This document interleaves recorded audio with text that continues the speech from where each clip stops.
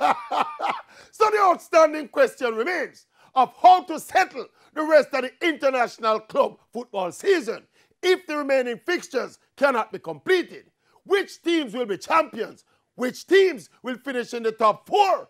Which teams will get relegated? And which teams will get promoted from the lower leagues? All in a context where none of these positions in any of the leagues have been mathematically confirmed. So assuming the worst and no more football is played this season, the Maverick come up with a workable solution.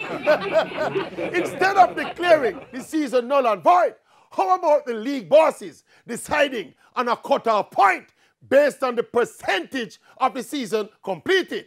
In the EPL, for example, all teams played at least 28 of the 38 games. That is well over 70% of the season completed. The case can be made that these are extenuating circumstances, and with over 70% of the fixtures completed, that constitutes a season.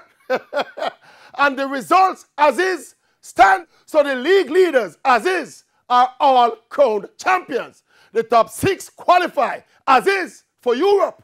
The last 3 as is get relegated, and the top 3 from the next division as is get promoted.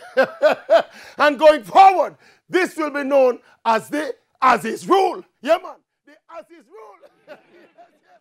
So by this as is rule, become the 2020 English Premier League champions. Yes. How it's so? How the as is so? Yeah.